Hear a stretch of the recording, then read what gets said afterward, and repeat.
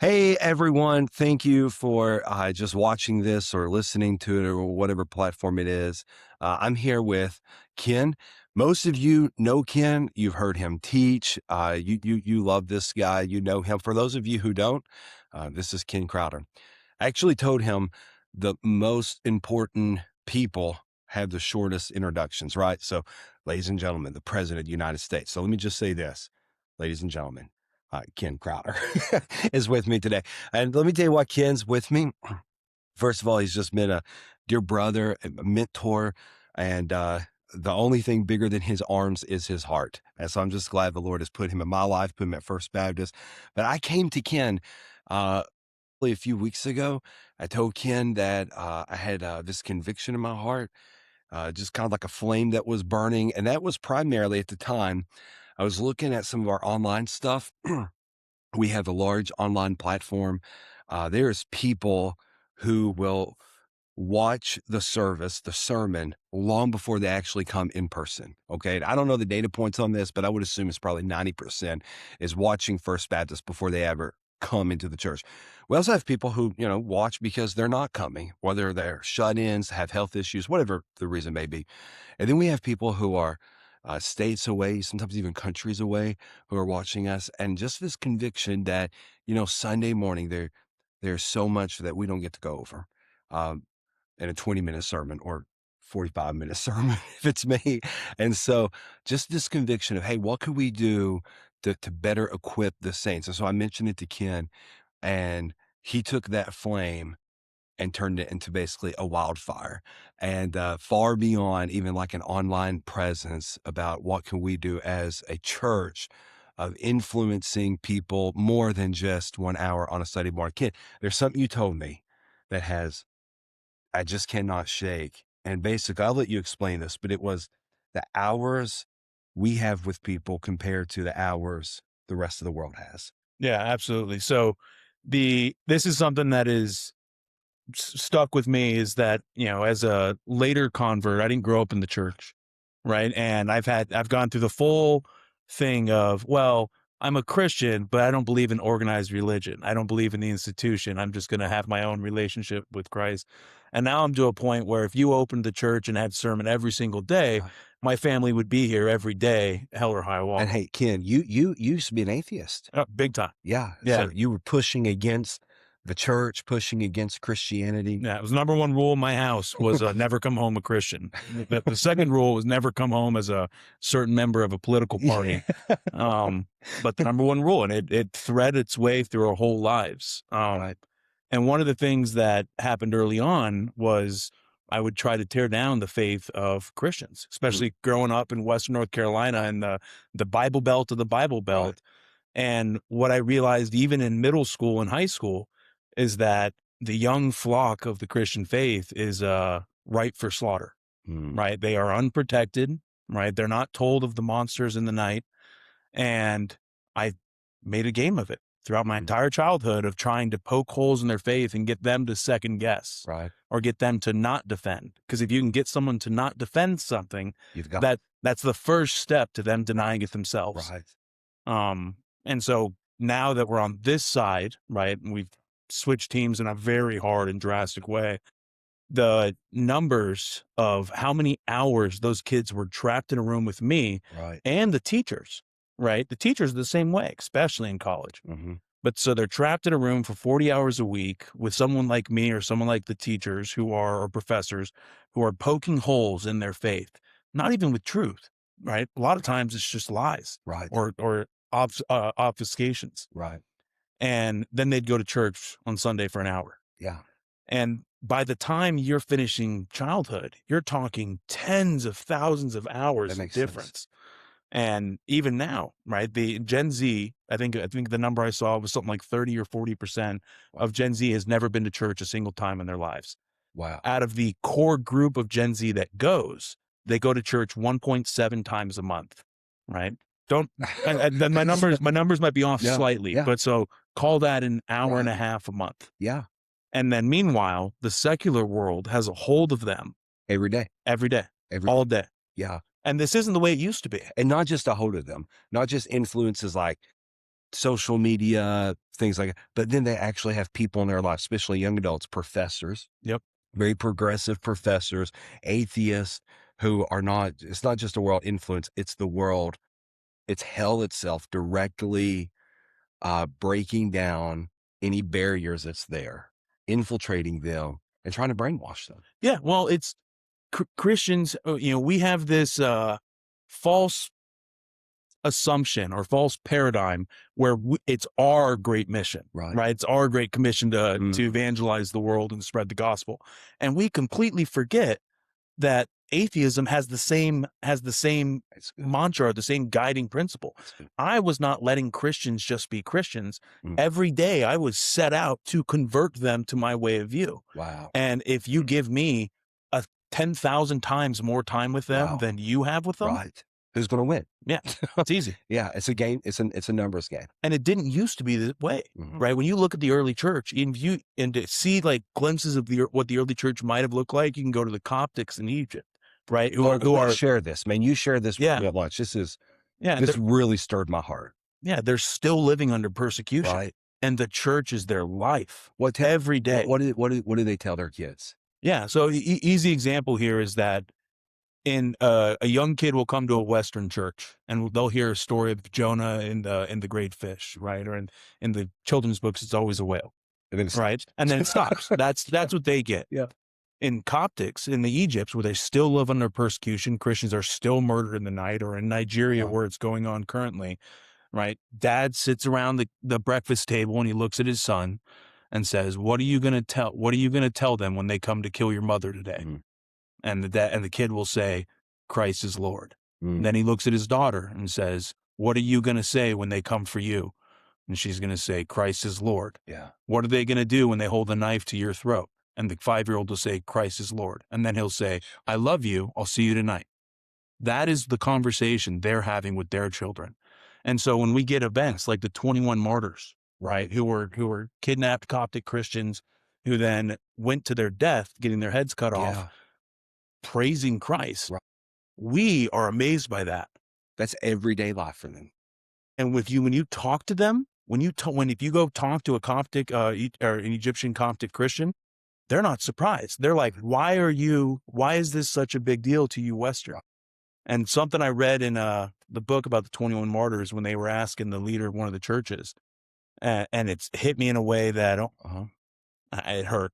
Yeah. He goes, this is not the Western church of comfort. He said, this is the church of the martyrs. Right. And he goes, you won't find a single Christian or a single person in my church that will deny Christ.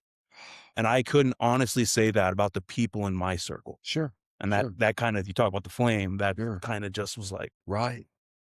Ken, I used to serve in the international mission field. yeah, Some of you guys know that we served in a hard to reach place where, yeah, that we was constantly worried about security breaches, things like that.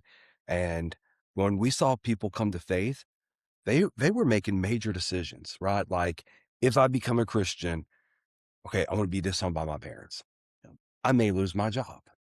Even if I'm not disowned by my parents and they accept this, even if they don't believe, the other country we were in, their parents could be punished. Their mom could lose her health insurance. Their dad could lose like their pension, things like that. And they could be evicted from their homes or their apartments. As opposed to, here in North Carolina, if you become a Christian, what changes in your life? I mean, for most people, it's an hour on Sunday morning. And some of the biggest decisions we have to make after the service, right, is not, okay, do I keep this job now that I'm a Christian? Do I let my biggest decision we have to make is Mexican or famous toaster or rise. or rise. Where are we? Well, by the way, this video is presented to you by, I think, I'm joking. But like, where are we going to eat at? Because there's such a comfort level. It costs us nothing. It costs us nothing. Honestly, man, we're being deceived. Yep. Because the enemy is just at work here as he is anywhere else, except it's not through beheadings. Yeah. It's through professors There you go. at school who's infiltrating, man, the hearts of our young men and women And yeah, we're in trouble. So this is something that I would almost say combatively Right. passionate about at this point is the change that has gone unseen by us as parents especially. It's gone unnoticed, but the way the serpent has worked in the West has completely shifted, and we feel like it's because we're winning, and the opposite is because the war has changed and we just don't understand it. Wow. And I'll give you an example. Christianity used to be persecuted. Mhm. That's easy to say, there's the enemy, Yeah. right there. That's what's trying to get Right. me. I can fight it and resist against that. And then it shifted to academia, right? And it shifted to Richard Dawkins and Carl Sagan and Hitchens, Yeah. where it was respectable, uh, intellectual debates. John Lennox would go debate Hawkins, and they would have a tense but cordial debate, respecting one another's intellect. Right. But that failed. Hmm. And so what they've shifted now is it's now shifted to where instead of being open with it, it's now infiltrated the Christian academic world in itself. And Yeah. the easiest example of this is this charlatan. Um, you may get hit feedback for that, but a snake oil salesman, Bart Right. Ehrman at UNC Chapel Hill, Yeah. Yeah. Yeah. distinguished professor at UNC Right. Chapel Hill of Yeah. New Testament and apostolic fathers and the Apocrypha and the historical Jesus. Right.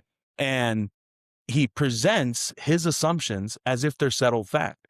And then because they get presented that way, being taught that way, it becomes a scholarly consensus. Right. And all it took to bring down this guy, or what I would say is a total Uh-huh. destruction, is a Christian, Brant Petrie, who Yeah. said, well, what does the evidence actually say? Right. So Bart Ehrman over at UNC Chapel Hill, who if you're raised a Christian Hmm. kid and they go to UNC and in their electives they We see, have, man. We have First Baptist members there at UNC right now. there you So go. I'm glad you're bringing this up because they need to know. Yeah, so they see on their electives Hmm.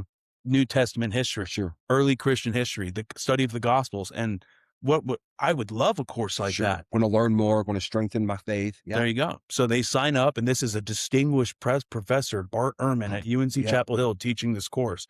And then they get in there, and he says, with as if it's a matter of fact, he starts teaching them about how the Gospels are anonymous and how there is no actual attribution, Right. and that the attribution of Matthew, Mark, Luke, and John was added centuries after the fact, Mm. which proves that Christian theology, and he calls it folklore, Yeah. developed over centuries Wow. in order to be able to bring us. And then Constantine's the one that cemented it in. Just for legal purposes. There you go. Just for political purposes. For Yeah. control. Yes. Right. And I might be caricaturing some of his argument, but that's the general gist, that there's no authorship in the record at all, that it was all Wow. added Fabricated. later. It's all Fabricated. Yeah.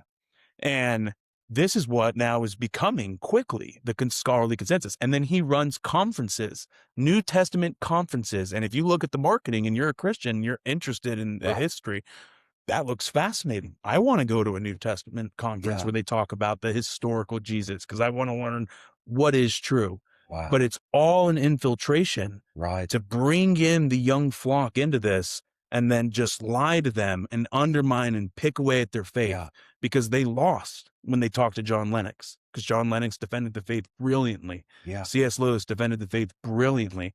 So they can't go against it directly. So what's the next way? Let's go to the kids. Let me separate the kids from the flock. Right. So that way the wolves can get them. Yeah. And, not just the kids, man, those who are not mature in their faith, right, or new to faith, same thing. Like, man, let's get them, because there's a lack of training, which kind of gets me back to, man, that flame that was originally burning in my heart, which was we need more, particularly on an online presence of Sunday morning. Yeah.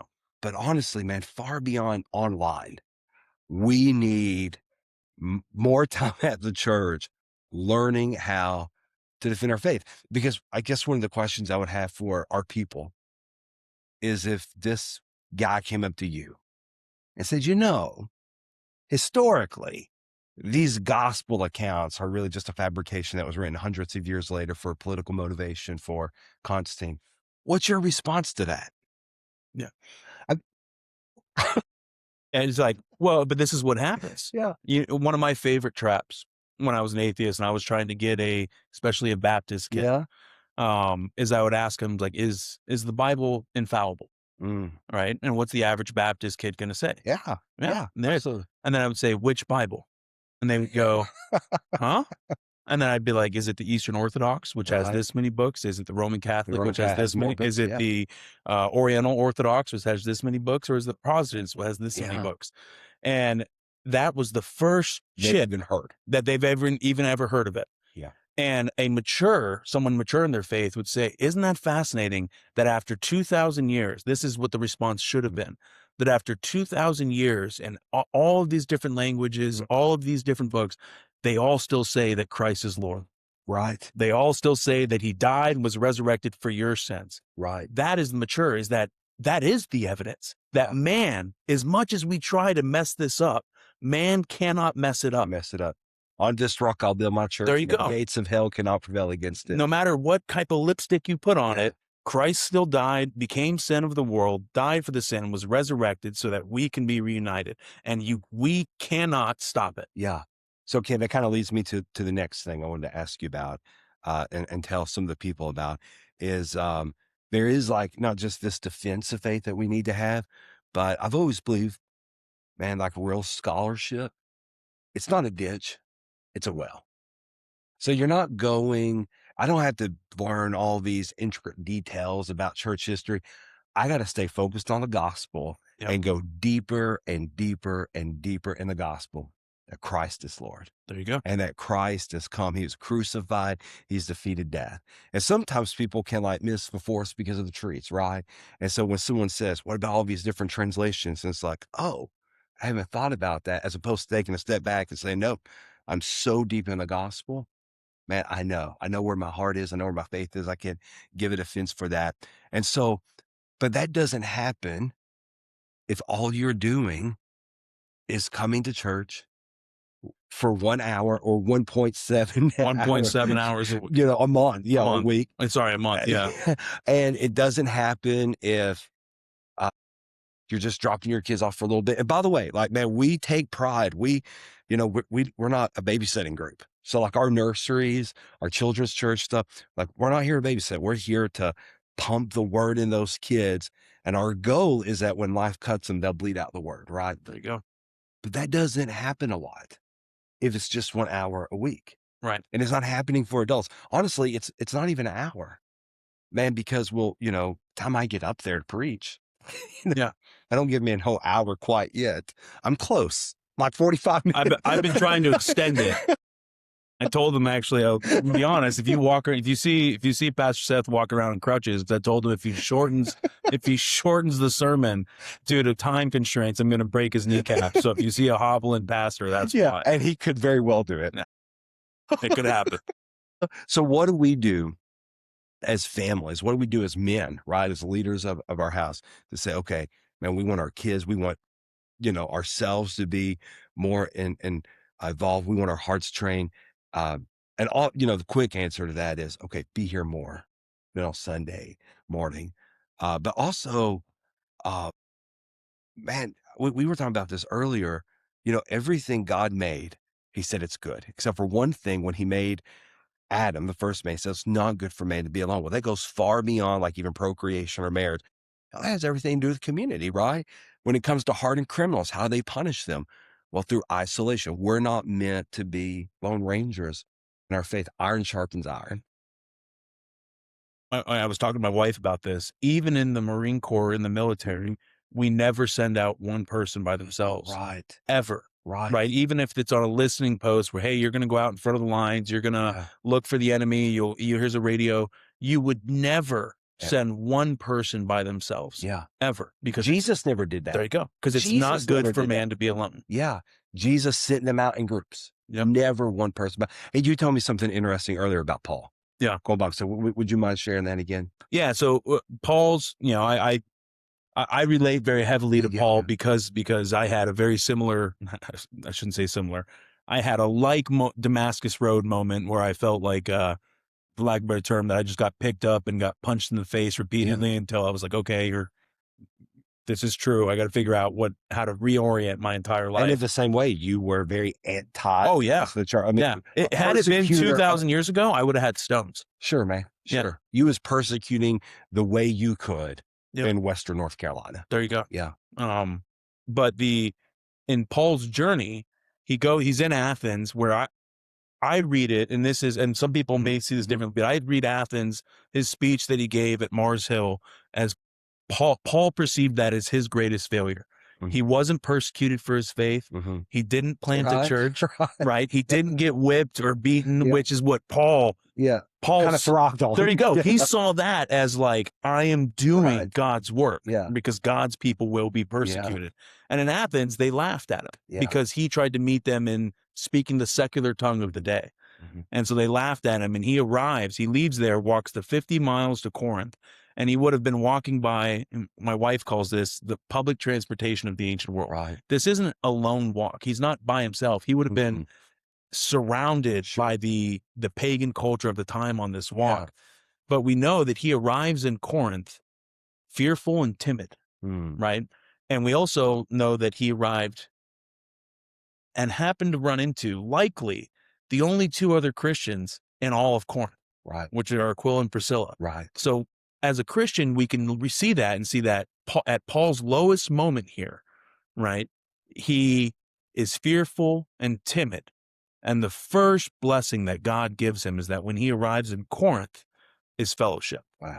Right. And I think there's something that we can see in that even the apostles had to have each other. Man, again, so I look at that and I say, okay, if Paul had to have people, Seth has to have people.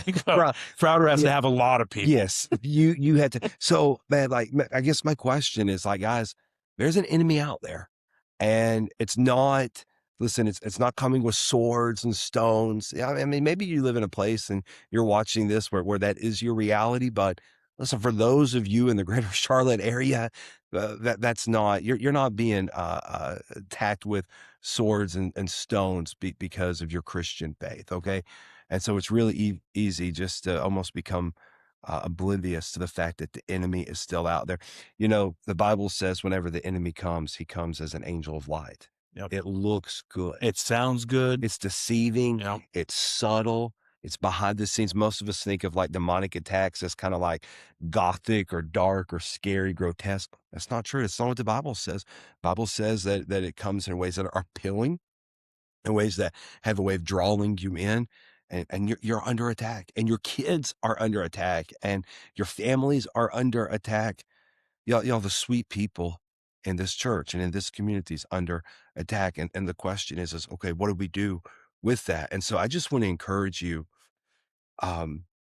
if you are not in a Sunday school in a small group, please get one. Do not let 1 hour a week be the only thing you have to strengthen and build you up. You know, God actually commissions us to equip the saints. We're called to grow together and to get strong, put on that armor of faith. And my question is, do you have that on? You know, I started off saying that we have people from different states, from different countries watching us. My question is, man, is that a supplement? Are you watching us because that's a supplement? Or have you replaced us with the local church? And so I want to beg you, like, you know, listen, I appreciate the hits on YouTube, love the emails, but you have to be around people, and you've got to be in a community. And I listen, I get it. We have a population that's shut in, that's homebound. Y'all, we're trying to do the best we can ministry wise to bring people to them. And so if you're in that spot, we want to know about it so we can come to where you're at. But if you're able to come and be a part, man, don't just come 1 hour on Sunday morning. Come and be a part of a deep community so iron can sharpen iron, because we got to on our hands. Hey, you told me something about the trenches. Do you remember that? The Saving Private Ryan movie. Oh yeah. Because Ken's a Marine. I don't know if you could tell, by the way, but what was it? Your lowest one in the Army? You always so back to... in the military, and I'm imagining law enforcement and fire probably has Sure. the same maxim. I don't know, but I would imagine so. And unfortunately, lessons in, call it the combative world, where it's military, law enforcement, firefighter, that they're generally learned in lives lost, and they're generally learned in blood spilt. They're learned the hard way. Yeah. And one of the things that has become that gets beat into your head as a as a leader of Marines or even as a Marine is that you will never rise to the occasion. You will never have some heroic surge of courage and supernatural performance that didn't exist previously. It doesn't happen. Right. And an easy example of this is Saving Private Ryan. You know, which some of you may have seen. If you're Gen Z, they have no Uh-huh. idea what it is, but there's a moment where a guy is being a coward, and it's so easy for us to be like, "Oh, look at that coward, and he's not saving his buddies or fighting with his buddies." And the real reality is that is all of us, Right. because if we are not trained in the moment, you will fail. Mm, Courage is not a trait, right? Courage is a skill. right. Being brave is a skill, Right. right? It comes from constant little choices that build habits. Wow. Those habits build confidence. Confidence comes from competence. And then out of confidence, you have the ability to practice being brave. Sure. And then if you practice being brave enough, you will be courageous when the Sure. moment comes. Sure. But it can't, no one jumps there. Right. No one gets there. Nobody. Yeah. Wow. Man, that's you see why, man, just talking to this guy, a flame turns into a wildfire. And so I want that for you. I want that for me, man. Yeah. I want that for you too, to keep growing in that. Let me give you a spoiler real quick. Okay. So if you're watching this before Sunday, um, one of the ways that you can start getting more involved, Ken's actually going to be doing a class this summer. Yeah. I don't know if we've settled on the name. Basically, it's 101 Christianity. Yeah. Okay. More details to come. Um, I know I want to be doing a class this summer, but I want to try to work it out. I actually want to be in your class. So I'm trying to work this out on a different date for my classes. And, but man, I would love for you to be a part of this. There's a lot of you new to the faith, right? You know, just a couple of weeks ago, we had a tea service for a bunch of ladies. Like Yeah. 7 ladies got saved. Yeah. Which is great. Who gets saved at a tea? The Lord is most certainly moving, right? At Yeah. First Baptist, if people are getting saved, just some precious ladies who we're just so proud of. It was such a powerful service, and and so there's so many of you who have just come into the faith. Maybe you've been in church forever, right? Uh, but man, you've been that person. It's been 1 hour a week or 1.7 a month. Yeah. I And that would be the high. That's the dedicated population. right, Yeah. right. I'm just going to ask. Man, would you make a conscious decision? This is worth fighting for. Yeah. You know, this is worth fighting for. There is an enemy, and we need you to get more involved. And we're going to give you some more practical things later on about how you can do that. And but today's just kind of more of a plead of you to do that, because y'all, we're at war, and we need to be built up, and we got to be trained. So, you got any final thoughts? Yeah. The one final one, and this is to parents who, you know, as a father of a son, I'd say, especially with little boys, but little girls as well, we do our children no favors by not telling them that there's monsters in the night. We do our children no favors by not telling them about the war that's at hand, Right, and we do their salvation and their souls no service by hiding the evils of the world from them. right. So as comfortable as it makes you to tell them about the realities of what's going on in the world and the war currently at play, there is probably no greater regret than a parent who misses the window to train their kid properly. No greater disservice. No Yep. greater. That's why God gave us kids, man. Yep. They're supposed to be arrows that are shot out. Yep. And yeah, man, we want to protect them. We want them to feel good. We want our joy is tied in their happiness. No. But the Lord has called us to train them. Yeah. But happiness also comes from you living in your purpose. Right. Right. And you Yeah. can't have purpose if you're not Well, filled. that's it. We think that because our joy is tied in their happiness, we don't want to upset them. Right. We don't want to, we just want to give them everything they need. But no, we got to train them. They got to know we need missionaries, man. We need missionaries in the middle school at Morrisville, high school at Morrisville. We need missionaries at Mitcham College, 2 blocks from here. No. We need missionaries at UNC University and NC State, and obviously Duke needs missionaries constantly. You know, it's Constantly. Duke, right? And so yeah, man, this is our opportunity to do that. Parents, it starts with you. It starts with you. By the way, we need missionaries at Senior Citizens Building. everywhere. Everywhere. And that's what God has called you to do. Like whatever your occupation is, even if you're retired, listen, that's your secondary calling. And God has you in that season right now because he's called you to be a missionary for the people he's put in your life. And God's not put anyone in your life by accident. All those are there for a purpose, and it's for you to share the glory of God. So I really appreciate you listening to this. Hope it's been an encouragement to you. Hopefully this is going to be a regular thing, man, where we can just get on here. I love running my mouth and learning from you. So. And I love hearing you run your mouth. So awesome. Well, we will see you hopefully next week. Thank you so much for listening.